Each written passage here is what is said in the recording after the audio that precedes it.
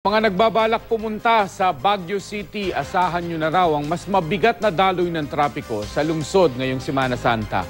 Bukod kasi sa mahigit 200,000 turistang inaasahang daragsa doon, kabi-kabila pa mga road projects. Makibalita tayo live kay Jasmine Gabriel ng GMA Dagupan. Jasmine.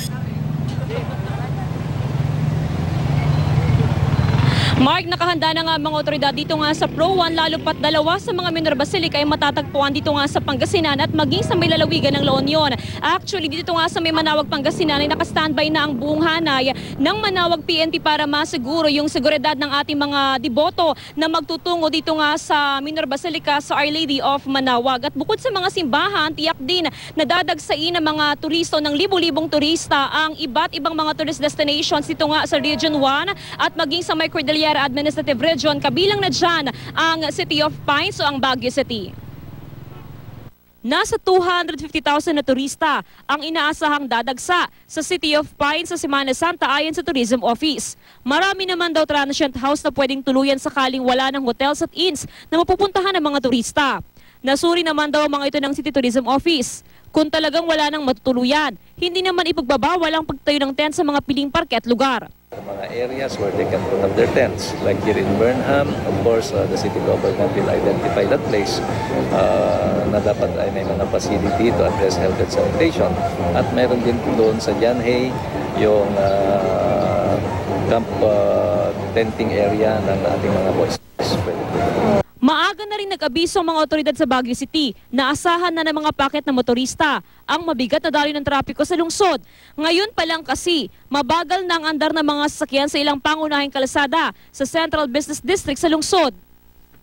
Bukod sa maraming sasakyan, may kabi-kabila pang road rehabilitation project ang DPWH. 9 na kalsada ang sabay-sabay na inaayos ngayon sa lungsod. Mahaba ang road construction sa may Bonifacio Road.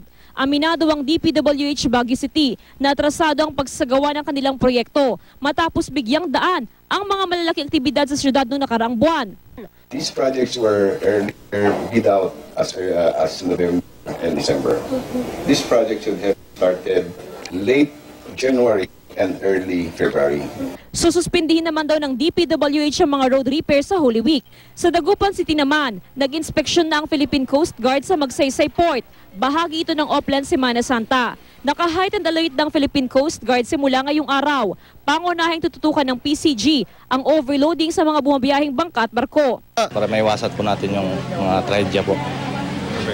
Hindi sila mag-overload. Yung dapat lang na capacity ng bangka nila, yun lang dapat sasakay nila. Sa pag-iikot sa Magsaysay Port, nabiso ng PCG ang kawalan ng life vest ng mga pasahero. Wala naman daw magawa ang mga pasahero kundi sumakay para mabilis na makarating sa kanilang pupuntahan. Dapat palagi may life vest. Meron na dati kaya lang nawala na naman. Bakit daw? Ganyan naman talaga, ningas ko. Tiniyak ng mga operator ng bangka na maglalagay na sila ng mga life vest. Nakalerto na rin ang search and rescue unit ng PCG para sa anumang maritime emergency. Kasado na rin ang Oplan Semana Santa ng pulisya sa Manawag, Pangasinan. Sa linggo ng Palaspas, inaasahang dadagsa mga turista sa bayan, lalo na mga pupunta sa minor basilica ng Our Lady of Manawag.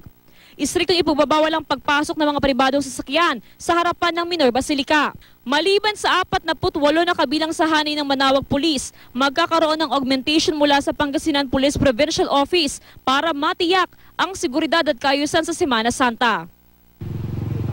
Mark, bukod nga sa minor basilica dito nga sa Our Lady of Manawag, hindi rin kinakaligtaan ng ating mga kapuso yung mga deboto mula sa iba't ibang probinsya na bisitahin naman ang Milagrosong Virgin Well na matatagpuan sa may Barangay Pugaro dito rin sa Manawag, Pangasinan na actually ilang kilometro lamang ang layo mula dito sa Our Lady of Manawag. Kaninang umaga ay napakarami ng mga deboto mula sa Nueva Ecija, mula pa sa Tarlac at maging sa La Union yung nagtungo doon para nga makapag-picnic, yung iba nga naglatag na ng kanilang mga sapena para makaligo doon sa Virgin Well at ang ilan naman ay talagang ginagamit yung tubig na doon para nga makapagpagaling daw sa mga may sakit at actually panata na yon ng ilan sa mga debotong nagtutungo dito taon-taon sa may Manawag, Pangasinan. Kaya naman talagang maigting yung security na ipino-provide ng Manawag PNP na syempre may augmentation mula naman sa Pangasinan PPO. Yan muna ang latest mula dito sa Manawag, Pangasinan. Jasmine Gabriel, Nagbabalita, Pilipinas.